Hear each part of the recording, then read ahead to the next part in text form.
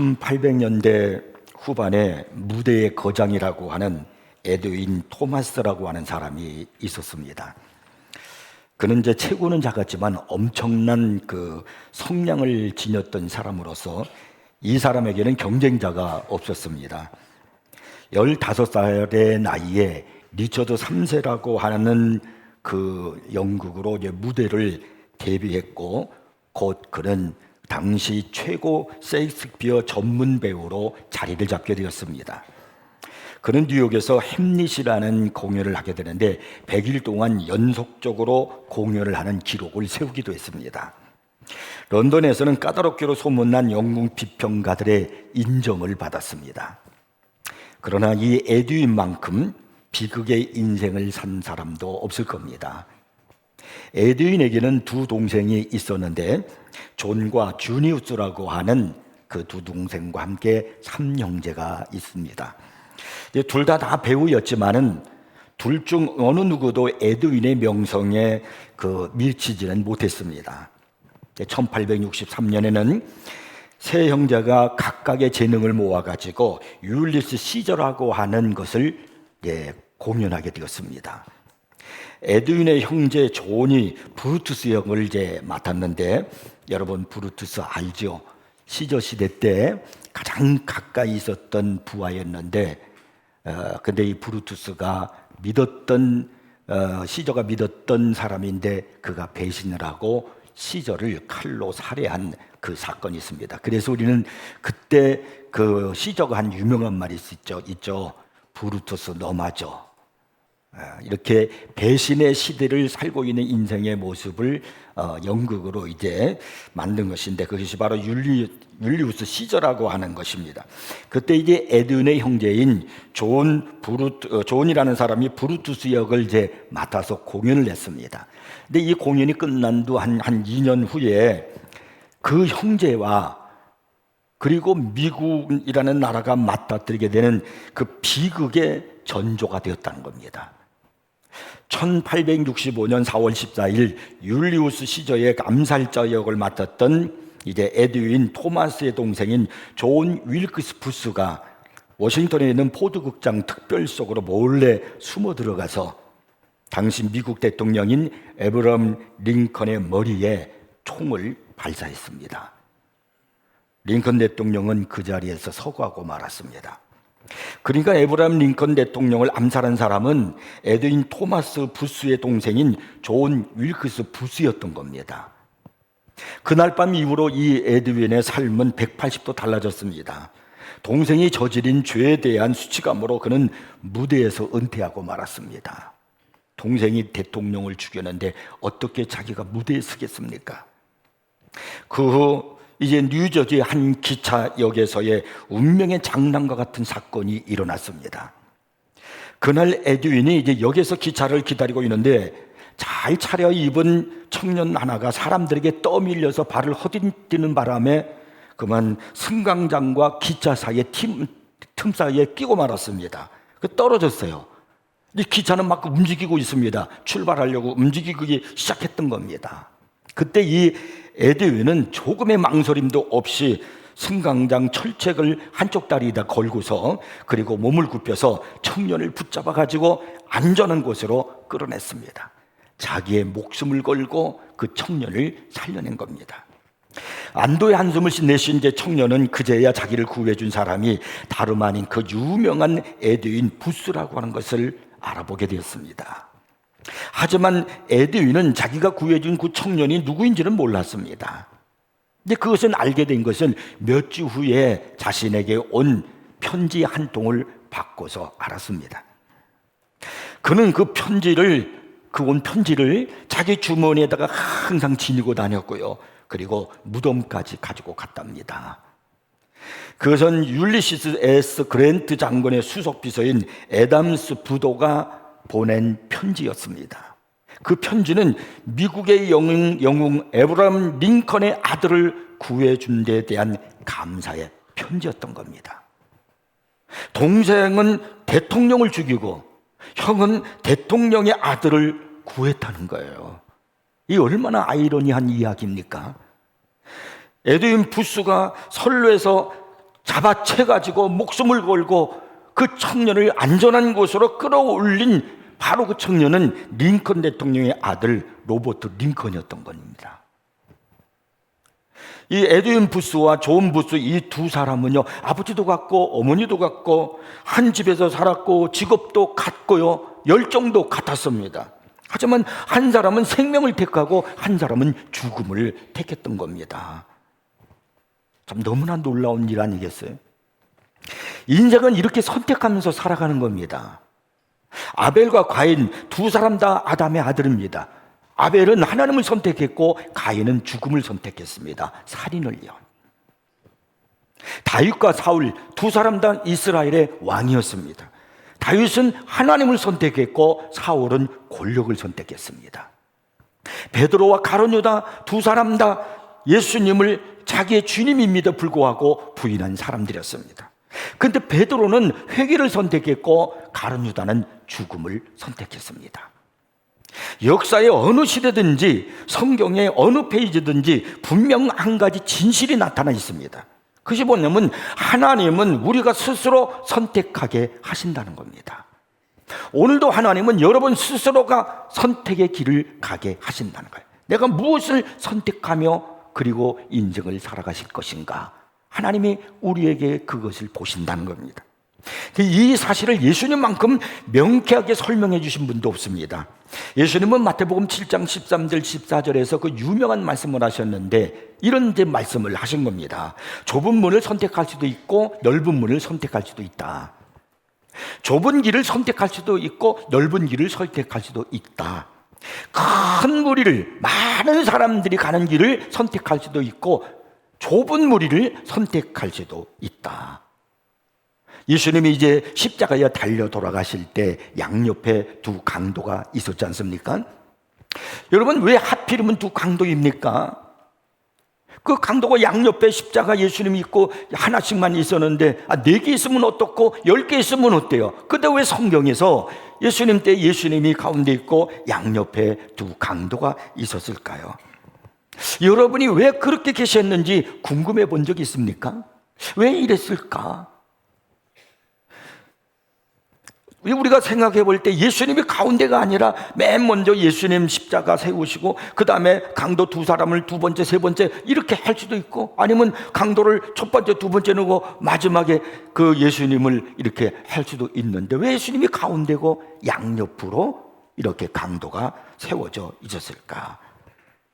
이것은 예수님께서 이 사건을 통해서 양옆에 있는 사람 중에 선택이 얼마나 중요한가 하는 것을 우리에게 보여주기 위해서 이런 사건을 허락하신 거예요. 이 두 범죄자는 공통점이 같았습니다. 그들은 같은 법정에서 유죄 판결을 받았습니다. 그들은 똑같이 사형 선고를 받았습니다. 그리고 같은 장소에서 군중들에 둘러싸여 있습니다. 똑같이 예수님 옆에 있는 거예요. 처음에 그들은요, 마태복음 7장 44절에 보니까 함께 십자가에 못 박힌 강도들도 이와 같이 욕하더라라고 말씀으로 똑같이 예수님을 향해서 빈정대고 예수님을 부정했다는 겁니다. 근데 갑자기 그 중에 한 사람이 달라졌어요. 누가복음 23장 39절부터 43절에 보니까 그 사실이 기록되어 있습니다. 달린 행악자 중 하나는 비방하여 이르되 내가 그리스도냐 아니냐 너와 우리를 구원하라 하되, 하나는 그 사람을 꾸짖어 이르되 내가 동일한 정죄를 받고서도 하나님을 두려워하지 아니하느냐. 우리는 우리가 행한 일에 상당한 보응을 받는 것이니 이에 당연하거니와 이 사람이 행한 것은 옳지 않은 것이 없느니라 하고 이르되 예수여 당신의 나라에 임하실 때에 나를 기억하소서 하니 예수께서 이르시되 내가 진실로 내게 이르노니 오늘 내가 나와 함께 낙원에 있으리라 하시니라. 그러니까 양쪽에 두 사람이 있었잖아요. 그런데 한 강도가 예수님을 마지막에 선택한 겁니다. 갑자기 예수님을 선택해가지고 그날 주님의 말씀하셨잖아요. 오늘 나와 함께 내가 낙원에 있으리라.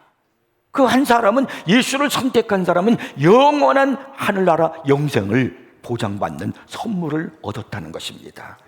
그러니까 그 순간의 선택이 영원한 결과가 따라왔다는 그런 이야기입니다.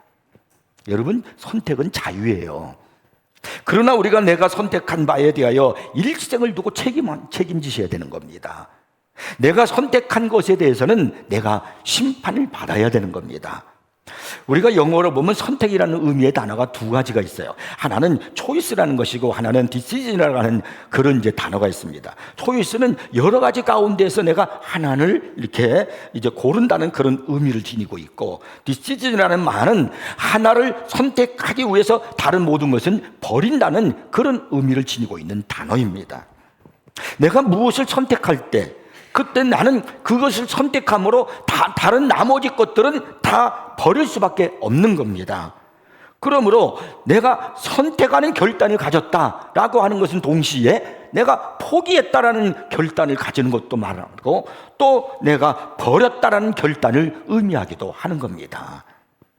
오늘 우리가 본문을 읽어봤는데 이 본문에는 아브라함의 선택과 롯의 선택에 대한 말씀이 있습니다. 아브라함과 그의 조카 롯이 가나안 땅에 있으면서 번성하는 축복을 받았지만은 그로 인해서 서로 갈라져야 하는 선택이 주어졌습니다. 오늘 본문 6절에 보니까 이렇게 말씀을 하고 있어요. 그 땅이 그들이 동거하기에 넉넉하지 못하였으니 이는 그들의 소유가 많아서 동거할 수 없었습니다. 아브라함과 롯이 처음에 가나안 땅에 들어왔을 때는 아주 부유하지 않았어요. 근데 하나님이 이제 복을 주셔가지고 그들은 목자들이었거든요. 양을 치는 사람들이었거든요. 근데 양떼들이 점점점 불어나는 거예요. 이게 재산이 불어나는 거죠. 그 점점 많아지다가 보니까 이제 그들이 살고 있는 그 땅이 부족하다는 거예요. 이제 그 땅으로는 충분히 그들의 양떼들을, 그들의 재산을 더 늙고 갈 수 있는 일이 못 된다는 겁니다. 그러다 보니까 아브라함의 목자하고 롯의 목자하고 다툼이 일어나게 되었습니다. 누구의 가축대가 좋은 목초지를 먼저 차지할 것인가? 아니면 우물에서 누구의 그 가축대에게 물을 주어야 하는가 하는 이런 상황 속에서 아브라함의 목자하고 롯의 목자하고 사소한 다툼이 일어나는 그 결국이 어떻게 됐냐면 이 두 사람 아브라함하고 롯하고의 관계가 영향을 오게 되었어요. 불편하게 됐단 말입니다. 그래서 이제는 서로 무엇을 선택해야 되는가를 결정하는 시간이 주어졌어요. 어디로 갈 것인가 서로 갈라질 수밖에 없어요. 이렇게 지금 많은 같이 있다 보니까 이 지금 가나안 땅 여기만 가지고는, 우리가 있는 이곳만 가지고는 안 되겠다. 그러니 우리가 서로 선택해서 갈라지자. 그래서 오늘 본문에는 두 가지 선택이 나오는 거예요. 첫째가 뭐냐면 롯의 선택입니다. 자, 롯은 어떻게 선택했는가 여러분 보십시오. 자, 오늘 본문 8절부터 10절에 보니까 이렇게 말씀해요. 아브라함이 롯에게 이르되 우리는 한 친족이라 나나 너나 내 목자나 내 목자라 서로 다투게 하지 말자. 내 앞에 온 땅이 있지 아니하냐? 나를 떠나가라. 내가 좌하면 나는 우하고 내가 우하면 나는 좌리라. 이에 롯이 눈을 들어 요단 지역을 바라본즉 소알까지 온 땅이 물이 넉넉하니 여호와께서 소돔과 고모라를 멸하시기 전이었으므로 여호와의 동산 같고 애굽 땅과 같았더라. 아브라함이 롯에게 먼저 양보를 하는 거예요. 그리고 선택권을 먼저 주는 것입니다. 그랬더니 롯이 눈을 들어 딱 보니까 요단 들녘이 보이는데 얼마나 그것이 풍요로운지, 이 롯이 생각하기를 이것은 에덴 동산 같고 애국과도 같았다는 것입니다. 너무너무 좋다는 거예요. 그러니 당장 거기를 선택할 수밖에요. 그 11절에 보니까 이렇게 말씀해요. 그러므로 롯이 요단 온 지역을 택하고 동으로 옮기니 그들이 서로 떠난지라.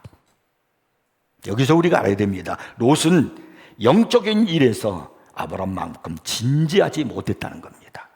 우리 예수 믿는 사람들은 무슨 일을 하든지 간에 영적인 일을 가지고 그 생각하고 진지하게 그 문제를 풀어가야 되는 겁니다.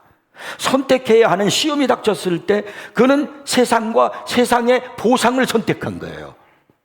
그는 선택에 직면했을 때 그는 함께 해야 할 그 일행들을 먼저 생각한 것이 아니라 어떻게 하면 더 물질적으로 부유해질 수 있는가, 그것을 선택했다는 겁니다. 그 결과 롯은 어떻게 됐을까요? 자신의 몸만, 이 목숨만 간신히 건지게 되었고 결국은 파멸의 성 소돔성에서 나올 때 아무것도 가지고 나온 것이 없어요. 부유해지려고 더 많은 것을 가지려고 그 요단들역 소돔성 그쪽을 택해서 갔는데 결국은 그의 마지막에 보니까 아무것도 가지고 나온 것이 없어요. 몸만 겨우 목숨만 건지게 되었다는 겁니다. 혹시 여러분은 나는 롯하고 달라 이렇게 말하는 분이 있을지도 몰라요. 그러나 만약 여러분의 직업을 여러분의 가정의 영적인 삶보다도 우선시하고 있다라고 하면은, 만약 여러분이 사회적 출세를 하나님의 사람들과의 적절한 관계, 그런 교제보다도 우선시하고 있다면은, 여러분의 사업의 문제, 여러분의 금전적인 그런 문제를 하나님 앞에 예배를 드리고 믿음으로 살아가고 기도로 해야 하는 그 교회에 방해가 되고 있다면, 내가 하지 않고 있다면 여러분은 지금 롯처럼 똑같이 요단의 길을 가고 있다는 걸 아셔야 됩니다. 그리고 여러분은 아마 그렇게 말을 하겠지요. 나는 하나님을 섬기는 일이 있어서 누구보다도 열심이야. 하나님은 어디든지 다 계시니까 꼭 저기 베델에만, 가나안 땅 거기에만 있는 게 아니라 내가 가는 그곳에도 하나님 계시니까 나는 하나님의 열심을 누구보다도 갖고 있어. 그렇게 말할지 모르죠. 그러나 사실은 롯은 그의 마음이 하나님께 있지 않았습니다. 그의 마음은 그의 소유에 있었어요. 세상의 재물에 있었어요. 그리고 황홀하게 만드는 매력, 막 이런 데 사로잡혀 있었습니다. 그래서 결국 그는 모든 것을 다 잃어버렸습니다. 성경에서 부에 대해서 언급하는 것이 바로 여기가 처음이에요.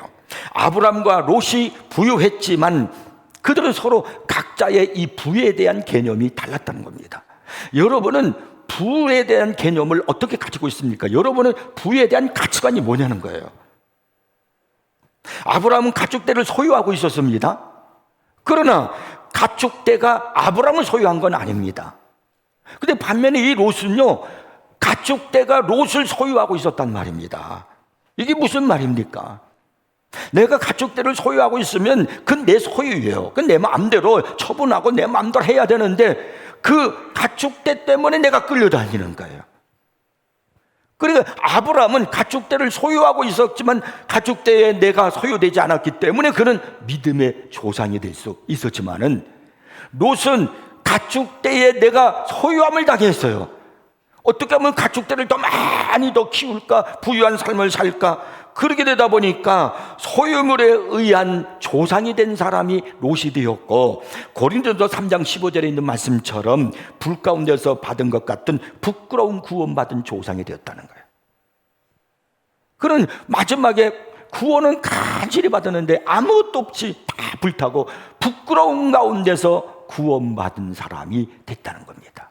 이 이야기는 오늘 우리들 가운데도 그런 사람들이 많이 있을 것이라는 거예요. 롯은 하나님에 대한 신뢰의 부족으로 하락하고 말았어요. 그러나 아브라함은 하나님의 자리에 다른 것은 절대로 채워놓지 않았습니다. 롯이 하나님을 대신해서 재물을 택하고 그리고 소돔성을 택하고 막 이랬잖아요. 그가 왜 이렇게 해서 잘못 선택하게 되었는가? 거기는 몇 가지 이유가 있어요. 그 첫째가 뭐냐면 그가 소돔을 바라본 것이었습니다. 본문 오늘 3장 10절, 13장 10절에 보니까 이에 롯이 눈을 들어 요단 지역을 바라본 즉 이렇게 말씀하고 있잖아요. 이 롯이 바라봤다고 하는 것이 뭐가 잘못이겠습니까? 사람은 다 볼 수 있는 눈이 있잖아요. 누구든지 바라볼 수 있습니다. 아브람도 소돔을 바라봤습니다. 아브람도 눈이 있고 귀가 있으니까 요단강이 풍요롭다는 걸 알았을 것이고 기름진 평야가 있다는 것도 알았을 것이고 그리고 거기에 도시들이 있다는 것도 바로 이 아브람은 알았습니다. 그러나 롯이 바라본 것하고 아브람이 바라본 것하고는 달라요. 롯이 바라본 건 단순히 눈으로 바라봤다 그런 얘기가 아닙니다. 그는 자신의 마음에 그 욕망, 탐욕의 마음, 원하는 마음으로 바라본 거예요. 요단들역을 그때 바라볼 때 그의 눈으로 바라볼 때는 그가 그걸 원하는 그런 마음, 욕망의 탐욕의 마음으로 그걸 바라본 겁니다. 지금까지 아브람과 함께 하나님으로 일해서 그가 번영을 누려왔잖아요. 그러나 그는 그것으로 만족하지 못했습니다. 아직도 하나님이 주신 이거 내가 만족할 수가 없어. 내가 더 가져야 돼. 더 많이 가져야 돼. 저기 지금 보니까 얼마나 기름지고 좋은지 몰라. 그래서 소돔이 갖고 있는 것을 갖기를 자기도 원하는 겁니다. 탐욕스러운 눈으로 바라보는 것, 그것이 잘못된 선택을 하게 만드는 거예요. 오늘 우리들이 잘못된 선택과 그 길을 가게 되는 이유가 다 여기 있는 겁니다. 욕심 때문에. 인간의 그 욕심 때문에, 탐욕 때문에 그런 거예요. 이걸 버리셔야 되는 겁니다. 그다음에 두 번째는요, 그는 자기의 장막을 소돔 가까이 세웠다는 겁니다. 그 12절에 보니까 이렇게 말씀하죠. 롯은 그 지역의 도시들에 머무르며 그 장막을 옮겨 소돔까지 이르렀더라. 처음에 롯이 소돔 쪽으로 가기는 갔어요. 그러나 소돔 안으로, 성 안으로 들어가지는 않았습니다. 그 근처에서, 가까이에서 살았어요. 왜 그랬을까요? 만일 여러분이 롯에게 이렇게 물어본다면, 왜 당신은 소돔성까지 들어가지 아니하고 여기 왔으면 거기 안에 들어가지 아니하고 소돔성 가까이에 장막을 치고 이렇게 삽니까? 라고 물어본다면 아마 롯은 그렇게 말했을 거예요. 소돔은 지극히 악한 곳이기 때문입니다. 그는 소돔의 삶에 밀착되는 것을 조금 보류를 했을 거예요. 롯은 소돔의 이점은, 좋은 것들은 즐기기를 원했지만은 그 삶에, 소돔의 삶에는 내가 사로잡히기는 싫다, 그런 마음을 가졌을지도 모릅니다. 근데 그게 그 뜻대로 되는가요? 그래서 세 번째, 결국 그는 소돔에 거주하게 된다는 겁니다. 창세기 14장 12절에 보니까 그 사실을 정확하게 알려주고 있어요. 소돔에 거주하는 아브라함의 조카 롯. 소돔에 거주했어요. 베드로후서 2장 7절 8절에 보니까 무법한 자들의 음란한 행실로 말미암아 그랬거든요. 여기 무법한 자들 그랬어요. 이것은 소돔을 말하는 거예요. 소돔성 사람들. 그 앞절을 보면은 2장 6절 5절 6절 앞절을 보면은 소돔에 대한 이야기가 나와요. 그러고 난 다음에 무법한 자들의, 그러니까 소돔성 사람을 말하는 거예요. 그 무법한 자들의 음란한 행실로 말미암아 이 의인이 바로 누구냐면 롯을 말하는 거예요. 그들 중에 거하여 날마다 저 불법한 행실을 보고, 맨날 보는 거, 세상 것 보는 거죠. 소돔에 하는 거 보는 거예요. 들음으로, 듣는 거, 그런 소리 듣는 거예요. 그 의로운 심령이 상합니다. 처음에 믿음의 사람이었지만 심령이 상했다는 것은, 의로운 심령이 상했다는 것은 변질됐다는 거예요. 소돔 사람처럼 그렇게 되었다는 거예요. 사람이 누구를 가까이 하고 내가 어디에 선택해서 살고 있느냐 하는 것은 굉장히 중요한 겁니다. 아마도 시편 기자는 시편 1편을 쓰면서 이 소돔에 살고 있는 롯을 생각하지 않았는가, 그렇게 생각이 들어져요. 그래서 그는요, 시편 1편 1절에서 이렇게 말합니다. 복 있는 사람은, 그랬어요. 이 복 있는 사람이라는 것은 무슨 성경에서 말씀하는 복 있는 사람은 복을 쫓아다니는 사람을 말하는 것이 아니라 복이 따라오는 사람을, 우린 이런 사람이 돼야 돼요. 복을 쫓아가는 사람이 아니라 복이 나를 따라오는 사람이 돼야 됩니다. 그러면서 뭐라고 그러냐면, 보세요. 복 있는 사람은 시편 150편 중에서 1편이 중요한데 그 1편 중에서 1절이 중요한 거예요. 그게 뭐라고 그러냐면은, 악인들의 꾀를 따르지 아니하며 죄인들의 길에 서지 아니하며 오만한 자들의 자리에 앉지 아니하고 그랬어요. 이 선택이 된 이야기잖아요. 선택을 바로 하는 것을 말하는 겁니다. 그러므로 복은 바른 선택이 있는 겁니다. 근데 롯은 잘못된 선택을 한 사람이었어요. 오늘 우리 중에도 이 롯과 같은 선택을 하면서 사는 사람들이 참 많습니다. 예수를 믿었으니까 구원은 받겠지요. 그러나 마지막에 부끄러운 구원 받는다는 걸 아셔야 됩니다. 부끄러운 구원이요. 그 다음에 두 번째, 아브라함의 선택을 한번 보겠습니다. 아브라함은 연장자고 그들의 삶을 전체적으로 이끄는 지도자로서 우선적인 선택권이 그에게 있었습니다. 그러나 아브라함은 중요한 것을 배운 바가 있어요. 경험을 하는 거죠.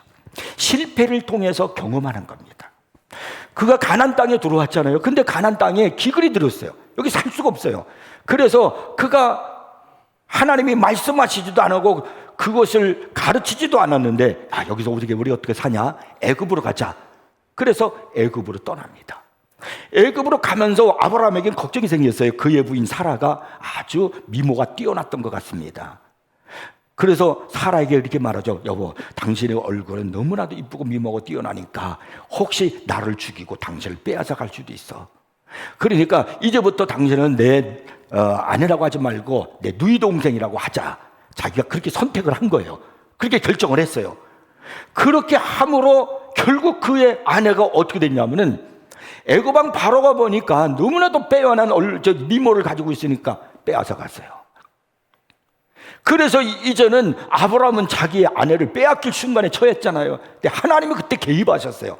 그래서 아브라함을 구원해 주셨습니다. 그때 뼈저리게 느낀 거예요. 내가 결정하고 내가 선택한 것이 내가 그것이 사는 방법인 줄 알았더니 아니더라. 그래서 이제는 내가 선택하는 일을 내가 하지 않겠다. 기꺼이 다 하나님께 맡기겠다. 나는 모든 문제를 하나님을 의지하며 살아가겠다고 아브라함이 결단한 겁니다. 아브라함은 무엇이 더 좋은 것인가, 무엇이 내 인생의 제 1번인가 이런 것에 대해서 신경 쓰지 않았어요. 그냥 하나님이 하시는 것을 따라가고 믿을 뿐이었습니다.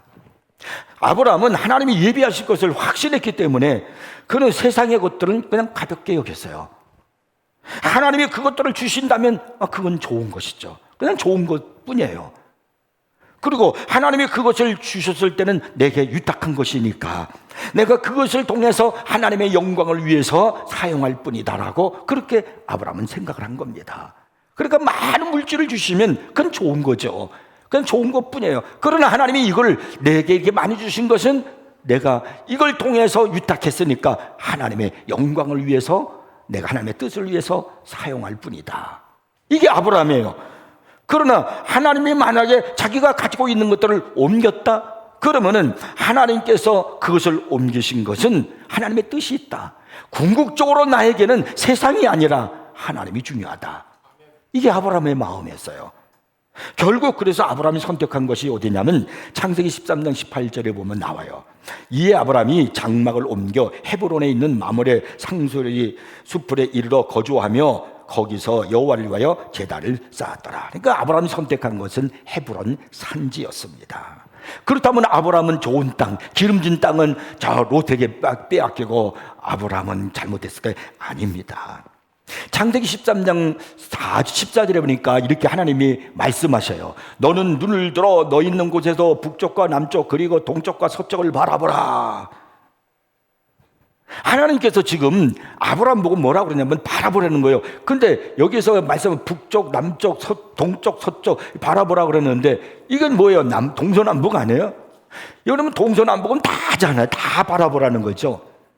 그럼 뭘 바라보라는 걸까요? 이 말씀은 하나님은 동서남북 어디에나 다 계시는 하나님이라는 거예요. 그러니까 하나님을 바라보라는 겁니다. 어떤 하나의 그 롯처럼 요단들 소돔성 그걸 보지 말고 하나님을 바라보라는 거예요. 하나님, 모든 만물의 주인 되시고 축복의 근원 되시는 하나님을 바라보라는 거예요. 하나님께서 지금 아브라함에게 이렇게 바라보라는 이 말씀은 열망의 바라봄을 말하는 겁니다. 롯은 그가 바라보는 것은 탐욕의 바라봄이었지만은 아브라함의 바라봄은 열망의 바라봄이에요. 그러니까 하나님께서 바라보라고 해서 바라본 거예요. 롯은 자기가 바라본 거예요.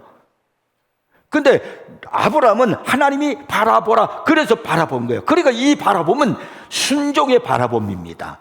그래서 아브라함이 그렇게 선택했다는 것은 순종으로 인한 선택이다. 이렇게 성경은 말씀하고 있는 겁니다.